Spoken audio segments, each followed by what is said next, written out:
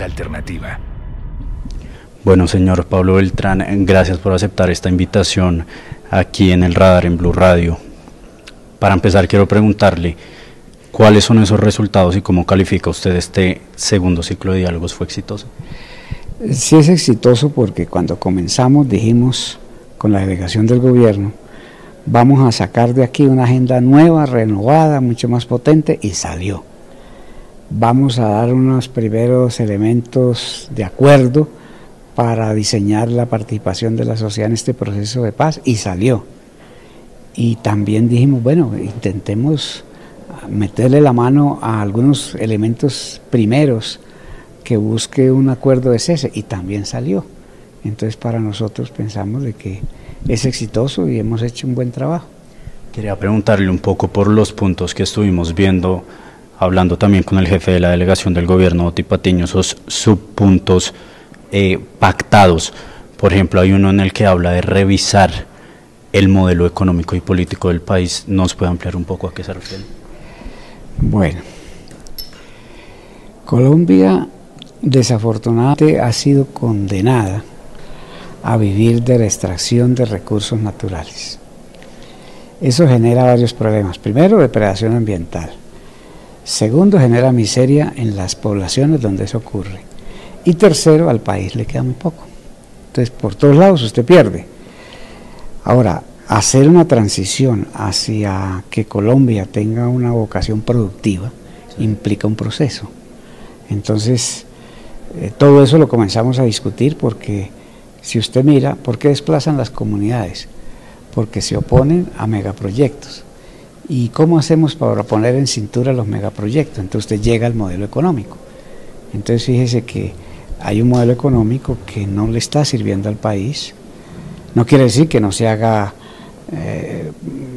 extracción de bienes naturales, pero no de la manera desenfrenada y como se está haciendo, con todo el daño que eso produce.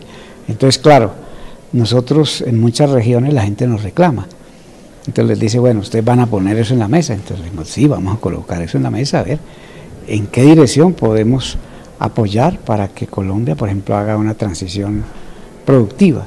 Se dice que va a haber transición energética, pero a eso tiene que ir pegada una transición productiva y salir de la dependencia de vender combustibles fósiles. Eso también nos va a requerir un proceso.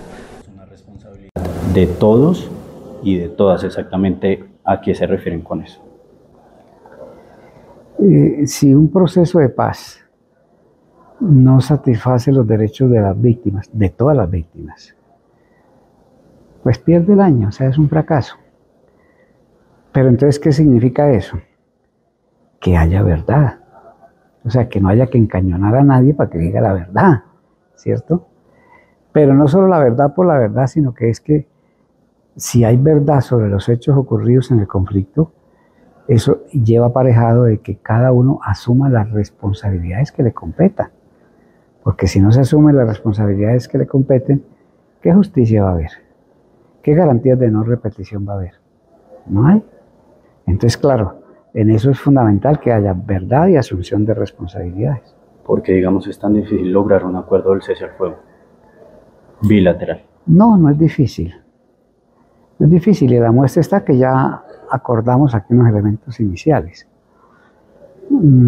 El cese al fuego lo caracteriza una lista de acciones prohibidas que cada uno hace.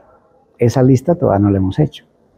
Pero si alguien, en el caso nuestro, dice no vamos a hacer tal cosa, pues ya va a haber un mecanismo de verificación y veeduría que donde yo no lo cumpla me lo va a exigir.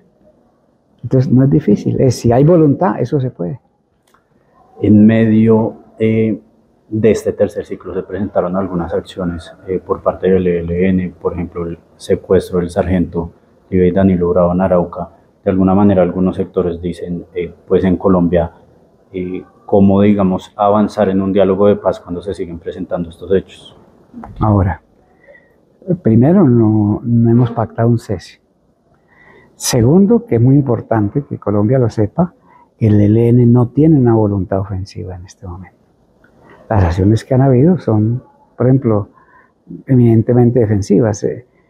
Que Yo le pregunté a los generales y a los observadores militares que hay en la mesa, ¿qué estaba haciendo era un sargento, ¿cierto? Sí, señor. En Arauquita. Inteligencia. ¿Tenía uniforme? No tenía. Entonces resulta que en las zonas donde eso ocurre, la orden que hemos dado es, se detienen esas personas que están haciendo actividades de espionaje, se interrogan y es una retención muy breve, se llama una comisión humanitaria y se entrega. Sobre la base de que es buen trato y se respeta la vida. Sí, señor. Quería preguntarle, usted lo ha respondido en diferentes ocasiones, pero sí llama la atención la situación en Arauca, la violencia que se está presentando allá. ¿Qué está pasando en Arauca? 350 homicidios, dijo la Defensoría del Pueblo el año pasado por un conflicto que se está presentando allá. O sea, antes la iglesia nos presentó una lista de muertos hace unos años. Por ejemplo, nosotros le hemos criticado al gobierno que a un grupo que dice que es disidencia de la FARC, pero por pruebas que nosotros hemos hecho, decimos que no es. Entonces, por ejemplo, el año pasado se dedicó a perseguir líderes sociales, a asesinar a varios de ellos, a atacar con bombas sus sedes, y con eso estaba diciendo que estaba atacando disque los colaboradores del ELN. Entonces, ese grupo, ¿qué puede esperar de nosotros? Le quería preguntar por una persona que hace parte de la guerrilla del ELN y es por Pablito. Él hace parte del Comando Central. No se ha referido en ningún momento al proceso. ¿Él tiene alguna diferencia, desconfianza? ¿Hay unidad de mando en el ELN? Y en el mismo sentido, por la situación en Chocó, un paro armado en medio de los diálogos, también se cuestiona un poco si allá los frentes, las estructuras estaban de alguna manera recibiendo las órdenes y acatándolas del Comando Central. El compañero Pablo está totalmente de acuerdo en lo que hace la delegación de diálogos, porque él hace parte de un organismo de dirección que es el que le da las instrucciones a esta delegación. O sea, nosotros no venimos aquí a hacer lo que nos ocurre, sino traemos instrucciones. Y en lo que tiene que ver con el Chocó, pues es muy curioso. Cuando nosotros en Caracas acordamos que iba a haber una misión de alivio humanitario al río San Juan, el mismo día los paramilitares entraron a una población cerca de Ismina que se llama Negría y mataron 3 líderes sociales. El Frente Nuestro, para contener la situación de seguridad, dijo: nadie sale en los botes en horas de la noche, y declaró un paro armado. Todo el mundo le reclama al ELN por qué hizo el paro armado, pero nadie le reclama a los paramilitares que mataron 3 líderes sociales. Entonces, ¿sí ve cómo es el sesgo de la información? Quería preguntarle también, ya para ir cerrando la entrevista, un poco también por esa, digamos, situación, ese hecho que se presentó en la Escuela de Cadetes General Santander. El presidente o expresidente Iván Duque decide levantar la mesa por ese hecho. Mal que bien, pues se perdieron algunos años de negociación, se tuvo que reestructurar la agenda. ¿El ELN se arrepiente de este ataque? ¿Cómo lo ven, cómo lo analizan este tiempo después? Hay 2 imprecisiones en lo que usted dice. Duque nunca quiso tener una mesa con nosotros. Nosotros hicimos esfuerzo todo el 2018 tratando de mantener una comunicación, a ver si se abría una mesa, y él nunca quiso, y lo único que hizo fue hacer una lista de 17 exigencias. Y a su vez hubo operaciones ofensivas en todo el territorio. Entonces, cuando hubo el ataque en la escuela, era una respuesta a toda una situación de ofensiva que venía. Entonces, claro, todos se acuerdan de la acción, pero nadie se toma el trabajo de mirar qué era lo que venía haciendo el gobierno de Duque desde que llegó al poder en agosto del 17, entonces el fin de año. Entonces, claro, la labor de los medios debe decir la verdad completa, porque si apenas dicen una parte, pues entonces eso se llama desinformación.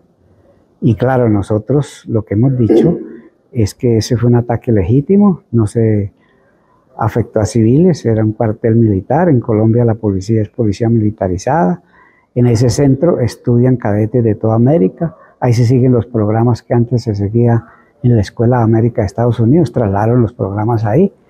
Entonces no era cualquier instalación militar. Entonces por eso nosotros decimos que es una acción legítima.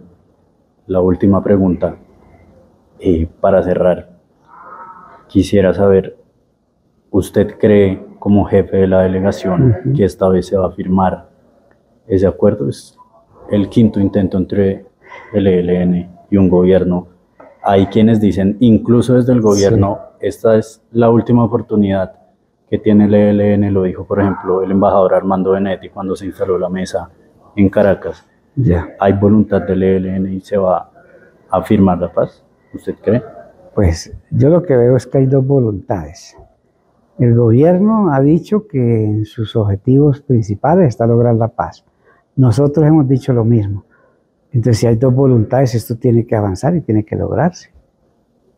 Muchas gracias por estar en Blue. Bueno, a ustedes y a su audiencia, que estén muy bien. Blue, la alternativa.